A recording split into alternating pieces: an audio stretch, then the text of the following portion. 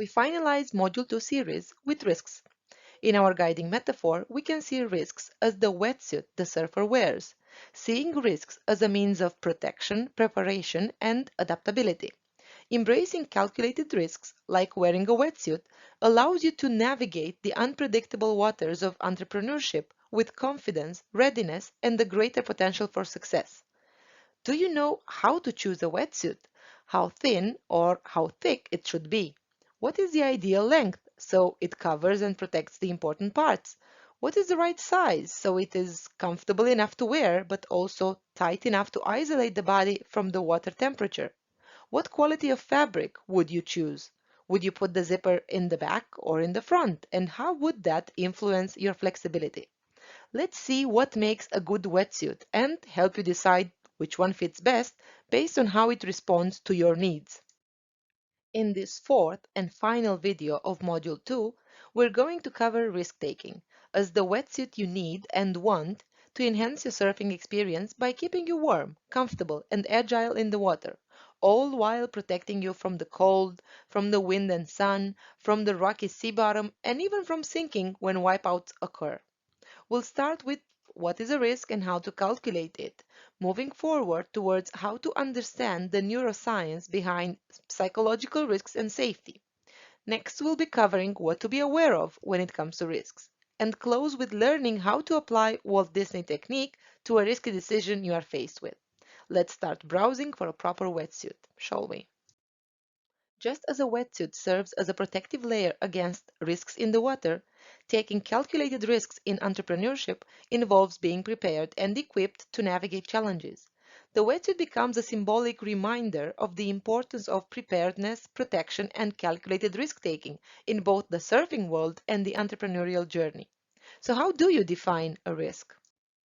When we think about risks, we should think about the potential of experiencing negative or undesirable outcomes from an action or decision. It involves venturing into situations where success is not guaranteed, but there is uncertainty about the effects on something we value, like health, well-being, wealth, property, or the environment. Risks refer to the situations of encountering unforeseen challenges or setbacks during the pursuit of goals, in short, of being exposed to the possibility of something bad happening. It demands adaptability and problem-solving skills to overcome obstacles. A risk represents the likelihood of deviation from expected results, introducing variability into outcomes. You may never know for sure what the outcome is when there are risks involved. And somehow, it's normal like that, right? According to the International Organization for Standardization, or ISO, the risk would be defined as a combination of the probability of an event and its consequences. Understanding this interplay allows us to assess and navigate uncertainties effectively. We could also say that a risk embodies the potential trade-off between gains and potential losses in pursuing opportunities. Evaluating risks enables us to weigh potential rewards against associated risks. It is important to take calculated risks for informed decisions. But how do you actually calculate a risk? There is something called the risk priority number, which is a number between 1 and 1000, representing the threat level that should be accounted for when considering a risk. It is formed of three components. First of them is occurrence, as the probability of that scenario to actually happen. How often does it happen? Second is severity, as the impact of that scenario. How bad is it if it happens?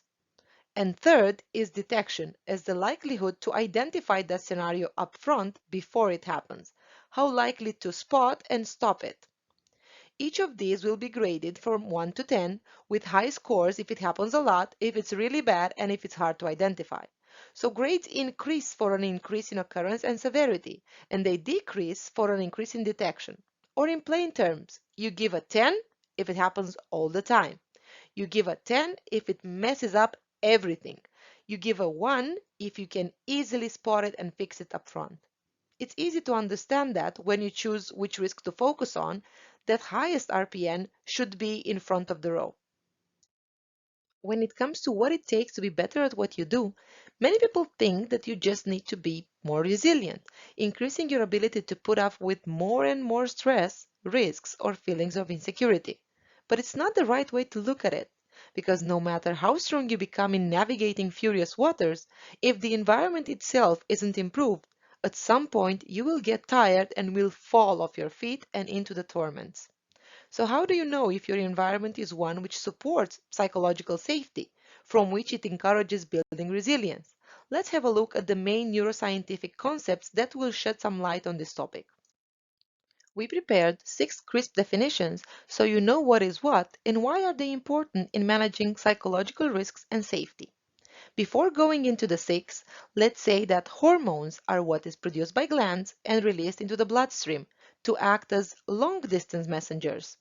And neurotransmitters are what is produced by the nervous cells and released into the nervous system to act as short-distance messengers. Now let's dive in. Cortisol is also called the stress hormone because of its connection with reactions to stress. It is a steroid hormone and is produced in the adrenal glands as a response to fear and anxiety in the long-term adaptation. In a working environment, people with high cortisol levels may constantly feel on edge, worried about potential conflicts or criticism, and struggle to focus on their tasks. Adrenaline and noradrenaline are both hormones and neurotransmitters and are produced by adrenal glands and specific nervous cells. They are involved in immediate responses to acute stressors. The amygdala, as the brain's part which processes emotions, makes quick decisions if something is dangerous or not. If it decides it is, it gives a triggering signal to the body to increase adrenaline and noradrenaline levels to prepare for fight or flight reactions. Serotonin is both a hormone and a neurotransmitter. It is produced in the brain and helps with mood regulation, sleep, anxiety, pain perception, and appetite. An unsafe work environment can lead to imbalances in serotonin, causing people to experience mood swings, depression, sleep deprivation, reduced motivation, impaired concentration, memory, and decision-making abilities. Dopamine is also called the feel-good neurotransmitter. It contributes to inducing feelings of satisfaction, motivation, and pleasure as part of the internal reward system. Feeling unsafe or insecure at work can lead to reduced engagement and interest in job tasks. This lack of engagement may be associated with lower dopamine activity in brain regions involved in focus, attention, and interest. Oxytocin is known as the bonding hormone and acts as a neurotransmitter. It plays a crucial role in trust, empathy, and social interactions, influencing emotional intelligence. A hostile workplace can inhibit the release of oxytocin, leading to reduced trust, impaired empathy, and difficulties building strong relationships with colleagues. As a result, people may feel isolated, disconnected from their coworkers, and struggle to collaborate effectively on team projects.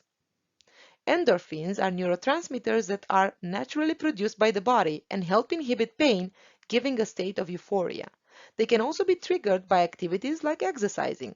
They act as natural painkillers. They enhance your mood, they help reduce stress, and play a supporting role with your immune system. In an unsafe work environment, the production and natural release of endorphin in the body can be impacted, affecting people's ability to cope with the challenges they face, potentially leading to burnout or other mental health issues. Now that you know what these chemicals in your body do, maybe you'll also know how to identify faster if an environment is providing psychological safety or is putting you at risk. Is it wrapping you in a cozy and protective suit, or is it sending you to fight beasts barehanded and barefooted? We also thought there are some things you should pay attention to when it comes to risks. Here they are. In 99% of the cases, we focus on the bad risks, not taking into consideration the good ones. We don't want to say that you should do otherwise, but we do want to draw attention to the fact that some positive outcomes could happen as well. You never know when that wetsuit comes in handy, right? If in general you are a risk-averse person, you might end up exaggerating the occurrence or the impact of the scenario, thinking it's going to be worse than it could actually be and feeling overly insecure. You might as well increase your detection levels too much, feeling overly confident about your ability to identify it and stop it beforehand. Even if you are a worldwide expert in planning and risk assessment, despite all that, unforeseen events or challenges can still arise. The reality is that uncertainties and unexpected circumstances are inherent in any decision-making process, so always expect the unexpected. Most of the times, when you are faced with an unexpected twist of events leading to unforeseen consequences, you tend to react fast, like dodging a bullet. But that doesn't necessarily mean you are responding properly to the situation. You may need to take a moment, reclimb on the surfing board, and let your wetsuit as your body armor do its tricks. With all the math in the world, sometimes you can't really beat instinct. You can calculate as much as you want the risks and plan ahead for them. In some situations, your gut feeling is telling you exactly what to prepare for and which one seems more ugly if it happens. And because we know you love structured approaches, we thought of giving you a self-help tool that will be priceless for years to come. You can use it not only to help you with the challenges you face as an entrepreneur, but with any type of challenge. Hence, we bring to you action number 5, how to apply Walt Disney technique to a risky decision. You don't need to grab that pen and paper to write down the questions because there are many of them, but take it as food for thought and answer each one thoroughly in your working journal. We all faced daunting moments of anguish and terror when we didn't know which way to go, how to take into account the good and the bad, what to choose, how to take our first steps towards that choice, and in the end feel relieved, satisfied, and at ease with our choice. We have a tool for you called Walt Disney Technique, which takes you sequentially through 3 roles to help you with all that. It is called Walt Disney not because he invented it, but because it is inspired by Walt Disney's approach to generating ideas, calculating risks, and making decisions. This exercise works better if played with 3 different people. If you don't have them at hand, make it easier to play all 3 roles by yourself by sitting in 3 places at the table. The first role is called the dreamer. In this role, you adopt a visionary and imaginative approach. You brainstorm and generate ideas without limitations, letting your creativity flow freely.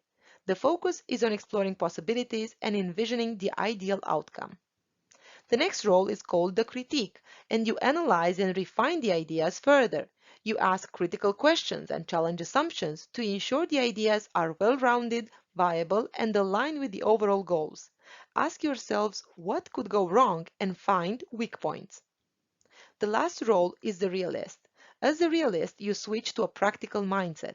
You evaluate the ideas generated in the dreaming phase as well as their weak points identified in the critique phase. Then you assess their feasibility, finding solutions to potential challenges based on the resources that would be required for that.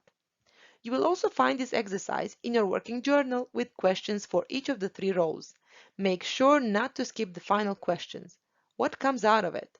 How do you want to go about that risky decisions? What are the key takeaways? We close this module by saying, success is not final, failure is not fatal. It is the courage to continue that counts. This quote by Winston Churchill emphasizes the resilience and perseverance required in the face of both success and failure. When taking risks, one may encounter successes that propel them forward or failures that might seem discouraging. However, this quote reminds us that neither success nor failure defines us. Instead, what truly matters is the courage and determination to keep going, to learn from our experiences, and to continue pushing forward despite any obstacles or setbacks. See you in our next video, commencing the 3rd module, where we will be covering developing an entrepreneurial mindset.